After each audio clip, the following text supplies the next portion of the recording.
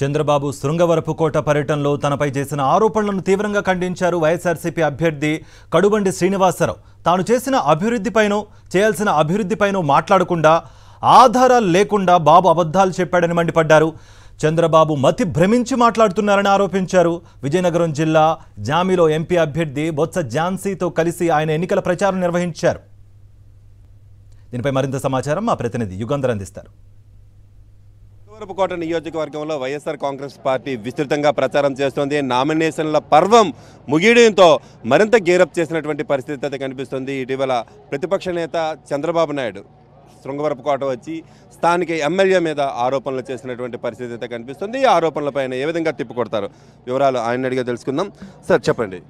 ఈరోజు ఎలక్షన్స్కి వెళ్తా ప్రజలకు ఏం చేస్తాము అని చెప్పగలిగే పరిస్థితిలో వాళ్ళు లేరు. ఎందుకంటే ఆల్రెడీ 3 సంవత్సరాల క్రితం ఇదే టీము ఇదే పొత్తుతో ఎన్ని హామీలు ఇచ్చారో ఆ హామీలన్నీ తొంగలో దొక్కారు.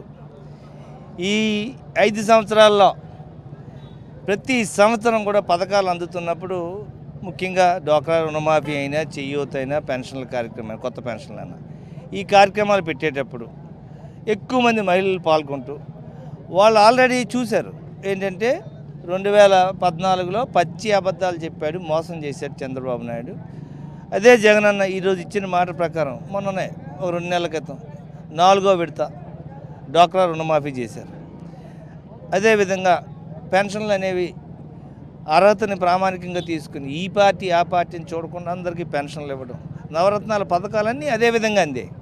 సో ఈరోజు ప్రజల దగ్గరికి వెళ్ళి ఏం చెప్పినా కూడా నమ్మే పరిస్థితి లేదు. ఇప్పుడు మనం ఏం చేయాలా అని చెప్పి నేరుగా ముఖ్యమంత్రి గారిని పోటీ చేసే ఎమ్మెల్యే మీద వీళ్ళిద్దరి మీద దుష్ప్రచారం చేయటం ఒక్కటే మార్గం అని అక్కడికి దిగారు. అయితే ఇక్కడ ఇది నా సొంత నియోజకవర్గం గజపతినగరం, మా అత్తారు నియోజకవర్గం శృంగవరపుకోట. న్యాచురల్గా ఇక్కడికి వచ్చి నాకు ఇల్లు కట్టుకున్నాం. సో ఏదో ఒకటి బురద జల్లాలని ఎలాగున్నదంటే ఈ చంద్రబాబు నాయుడు గారు కానీ మా స్థానిక ఎమ్మెల్యే కానీ వీళ్ళకి పచ్చ కామెర్లు ఉన్న వాళ్ళకి ప్రపంచం అంతా పచ్చగా కనిపిస్తుందట. మనం అన్ని అవినీతి పనులు చేసినాం కదా, ఏవో అలాంటివే 4 పేర్లు బురద జల్లేస్తే సరిపోతుంది అని ఆయన కొన్ని ఆరోపణలు చేశారు. రేపు ఉదయం దేవుడి దగ్గరికి వెళ్ళి దండం పెట్టి ఇవే మాటలు చెప్పేయండి. మీ నోరు మీ కాళ్ళు చేతులు పడిపోకపోతే మరి దేవుడు లేనట్లు లెక్క. అంటే అబద్ధాలు చెప్పడానికి ఒక భూమి ఆకాశం పట్టని అబద్ధాలు అంటే తెలిసి. సో అబద్ధాలు తప్పితే ఇంకొక మార్గం అయితే లేదు. 2024లో అధికారంలో రావడానికని ఒక నిర్ణయం తీసేసుకున్నారు. అది ఇంకా చంద్రబాబు వైఖరి గురించి మీరు చెప్తా ఉంటే ఒక మాట గుర్తుకొస్తుంది. గత నెల ఈ పెన్షన్లు ఇచ్చేసరికి ఈ నెల పెన్షన్లు ఇచ్చారు. గతసారేమో పెన్షన్లు అడ్డుకున్నారు ఎవరిని ఇవ్వకుండా. ఈ రోజేమో మరలా పెన్షన్లు ఇవ్వండి అని ఇంటికే వెళ్ళి ఇవ్వండి అని ఒక లేఖ రాస్తాడు. ఏమనిపిస్తుంది ఆయన తాలూకా మొదట ఒక ఫిర్యాదు, ఇప్పుడు ఒక ఫిర్యాదు, ఎలక్షన్ కమిషన్ చుట్టూ ఆయన తిరుగుతున్న దాన్ని ఎలా అర్థం చేసుకోవాలి? నేరుగా ఇంటికే పథకాలన్నీ వెళ్ళిపోతూ ఉంటే ఇంకా రేపు పెన్షన్ 1వ తారీఖు కల్లా పట్టుకుని వెళ్ళి తలుపు తట్టి తెల్లారగట్ట 6 గంటలకు పెన్షన్ వాలంటీర్ పట్టుకుని వెళ్తే వీళ్ళెప్పుడు జగన్ మర్చిపోతారు. సో కనీసం ఎలక్షన్ 2 నెలలన్నా వాళ్ళకి పెన్షన్ వెళ్ళనివ్వకుండా వాలంటీర్ని వెళ్ళనివ్వకుండా చేస్తే కనీసం మనం ఏదైనా వాళ్ళకి అబద్ధాలు చెప్పి ఏదైనా మాయ చేయొచ్చు అని చెప్పి పెన్షన్లు ఇంటికి వెళ్ళకూడదనే ఎలక్షన్ కమిషన్ రాశారు. ఇదేంటిది ఇంతవరకు ఇంటికి పెన్షన్ వచ్చాయి కదా, ఇప్పుడు ఎందుకు రావట్లేదంటే ఎవరు చేశారు? చంద్రబాబు నాయుడు గారు చేసిన పని. ఇది ప్రజలకు తెలిసిందే. 2-3 వారాలకు అందరికి అర్థమైపోయింది.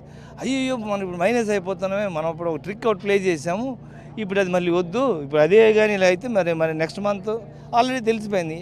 అంటే మోసాలు చేసుకునే ఈ తెలుగుదేశం పార్టీ, చంద్రబాబు నాయుడు గారు, ఈ పొత్తు వీళ్ళందరూ కూడా ఎలక్షన్లో ముందుకెళ్తున్నారు అనే విషయం ప్రజలు పసిగట్టేశారని ఇప్పుడేమో గాబరాగా మళ్ళీ ఎలక్షన్ కమిషన్ రాసి రేపు పెన్షన్లు ఇంటికి వాలంటీర్ల ద్వారా ఇమ్మని చెప్తా ఉన్నాడు. అంటే ఏంటంటే ఆయన పూర్తిగా మతి భ్రమించేసిన పరిస్థితికి వెళ్ళిపోయారు. ఎందుకంటే గెలిచే అవకాశం లేదు. గ్రౌండ్ లెవెల్లో ప్రజలందరూ కూడా బాబు ఆ జగన్ బాబు మాకు చేసిన మేలుకి మేము ఆయన ఓటు ఎడకపోతే దేవుడు కూడా మమ్మల్ని క్షమించడు అని ప్రతి ఒక్క ఓటర్ చెప్తా ఉన్నాడు. ముఖ్యంగా చంద్రబాబు పూర్తిగా మతి భ్రమించి ఏం మాట్లాడుతున్నారో తెలియట్లేదు. గెలుపు అవకాశాలు లేకపోవడంతో స్థానిక ఎమ్మెల్యే అయిన తనపైన నిందారోపణలు చేశారు. మరోవైపు పెన్షన్లు ఇస్తున్నటువంటి విధానం పైన కూడాను గత నెల ఒకలా ఈ నెల ఒకలా మాట్లాడుతున్నటువంటి పరిస్థితి కనిపిస్తోందని ఆయన ఎద్దవా చేస్తున్నటువంటి పరిస్థితి. వీడియో చూసిన ఈశ్వర్తో యుగంధర్, సాక్షి టీవీ, విజయనగరం జిల్లా నుండి.